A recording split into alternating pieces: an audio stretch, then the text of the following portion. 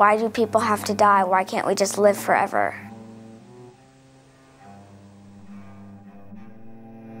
My brother is in heaven now.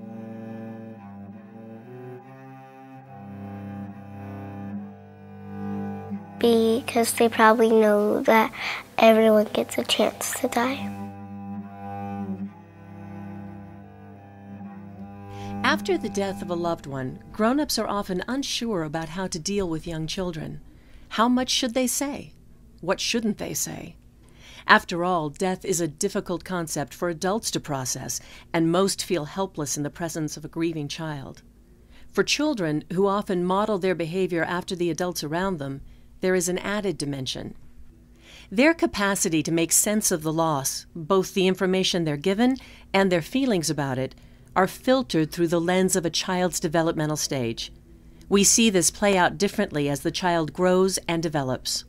Our young experts will explain, with patience and wisdom, how the grieving process has progressed for them at various developmental stages, and how others have been helpful to them. Infants and toddlers cannot tell us what they're feeling, yet they are very aware of both the loss of a caregiver and of stress in the family. While words are not an option, they often communicate their distress by being fussy, having changes in sleep or appetite, or delays in developmental milestones. The best way to support these little ones is to use soothing physical contact and softly spoken words. Babies respond well to a consistent caregiver, and a predictable daily routine is critical. Preschool children handle death with concrete concepts and a limited vocabulary. Behaviors are a more powerful window into their world of feelings. As children get older, they become more articulate and more able to pair their feelings with their words. Sad, scared, a little mad, and that's it. I feel fine. I like talking about it. She died because she was too old. Sometimes I feel lonely and sad. I wish he was here, and that I don't think God had to take him away. I never cried or anything, but I was really sad inside, but I was sort of scared. I don't think I meant to wear a mask, I just did sort of. I miss him no matter what, every single day, no matter what time. I just miss him. Now I'm just always happy when I think about him, not sad.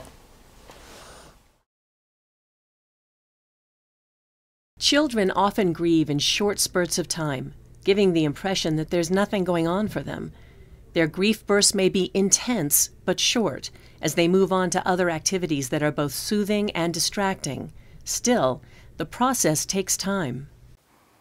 Most of the time, I'm not really thinking about that, because usually I'm doing something fun, like I'm playing with my guinea pigs. School's pretty much the same because you're not thinking about him.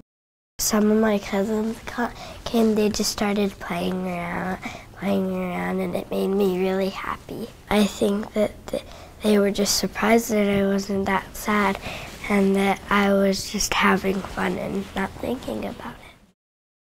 It is often difficult for adults to tell kids that someone has died. When the death is imminent, children can be more prepared and may have an opportunity to say goodbye. When my brother started to go to heaven, we first kissed him goodbye. My mom said she's probably going to die, and this is the last time we're probably going to see her.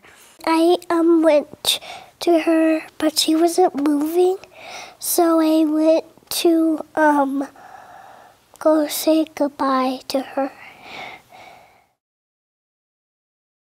When the death is unexpected or traumatic, the shock sometimes makes recovery more difficult. Often the moment when a child learns about the death becomes etched in memory forever. My dad had gotten in a car accident that morning and that he had died. And I was really scared, sort of. Well, I didn't really feel like anything because it was so shocking. It was just it didn't feel like anything because it was so shocking. You couldn't really feel it. And you were nervous and scared, but You weren't really sure if it had really happened or something. And it was hard to believe. My mom sat me down in the living room and everybody was out there. And they were like, Eric's up in heaven. And like they just said it. Like it was like, I was like, what? I was like, paused, like for a second.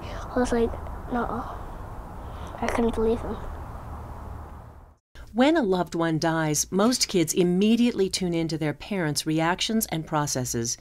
It hurts and frightens children to see adults grieve, and kids will often adjust their behavior accordingly. The saddest person in my house would be my mom.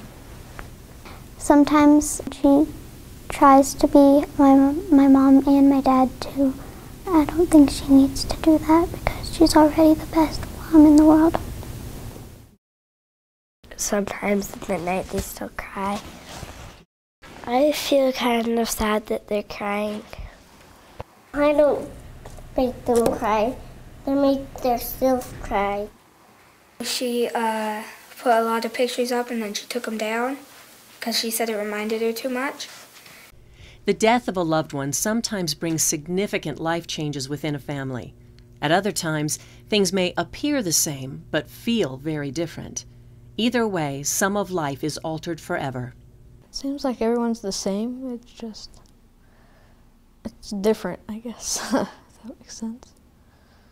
It's sort of like everyone is acting the same, but you can see that everyone's like emptier and stuff and not as happy. Sometimes they forget to feed me breakfast after to remind them, what about breakfast? It made schoolwork very much harder. If my dad were here, it would be a lot different. Well, we wouldn't be so poor right now. Concepts of death vary with the child's developmental stage and the belief system of the family. Younger children have a simple and concrete understanding of death. As children age, they're able to elaborate on the concept, and it is often helpful for them to add their own creative ideas to what they've been told. Children of all ages wish, hope, and fully believe that their loved one is safe and better off in the new place, often named heaven.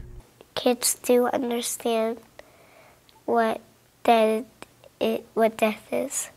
They get buried, and God takes their spirit. To see my brother again when we go to heaven. He stays in there forever. It makes me feel like he's right here, but then when I look over, he's not. I trust that God takes them because he knows they need to be taken. When someone dies, you should know that they're always with you and that they will never leave your side. What I think is everybody has like their own dream place. And when you die, I think you go to that dream place. It's a place full of your imagination. Funeral customs may be quite different from family to family, but the kids are clear that they should have a choice to be included if that is their wish. Sharing this ritual with the family can be supportive and comforting. We had to listen to the girl and the boy sing, and one playing a piano, and the girl is doing a guitar. And we ride in a big, big fan. It was like when we went to church, and they had like these pictures of him, and they would have these little cards, and inside it would tell like about his birthday and like all this stuff about him. How he was a very nice guy, and that's it. I think kids should go to funerals because I like being there with my family. It comforts me to see them. There are many ways to help kids cope with the loss of a loved one. Most of those ways involve social interaction with others, whether that's through informal conversations or formalized activities. It helps kids feel better to be with people. Well, I kind of talk to my mom. Otherwise, I just talk to friends. Well, grief group helped me because I could meet a bunch of other people who went through the same problem that I did. And being with those people who know how I feel makes me feel better. Grown-ups could comfort kids more. They could sit down with them and tell them it's okay. In addition to social activities, distractions are important. Kids cannot live in sadness all the time. Everyone, God sticks with me. I usually like to draw pictures of him, and or I go and help my brother with baseball. And my dad always encouraged my brother to be like a baseball player. When I go into my room and I read some of the books he loved, and when I listen to some of the CDs of hers, and when I walk into my room and I see her Minnie Mouse that we got for her from Disneyland. Children often want to have something that belonged to the person who has died. While some adults may not understand this behavior, this memory object helps the child integrate the person they've lost into a new position in their current life story. It is a visible bridge between the past and the present. No, my grandma has pictures of James. My brother has his basketball hoop that they always used to play with. I usually play in my dollhouse that my dad built.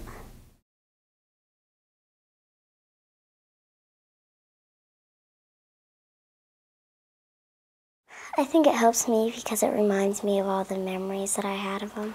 I have some good memories. Like I have a memory of me and my grandma playing slapjack. But some memories I have of bad memories. Like she wouldn't let us make a mess or anything. I'd rather have both memories than no memories because it makes me feel better. We always used to go over to his house and always play with his dog. And my brother would always play basketball with him.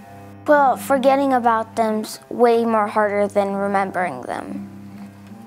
Singing helps me get through my sadness. I sing with my dad, and I like to do stargazing, and we went on my dad's roof and we used to look at the stars, and he taught me this song that I really, really like. Starry, starry night, paint your palette blue and gray. Look out on a summer's day with eyes that show the darkness in my soul. Shadows on the hills, sketch the trees and the daffodils. Catch the breeze in the winter chills, in colors on the snowy linen land. Yeah, I think my dad does hear me sing.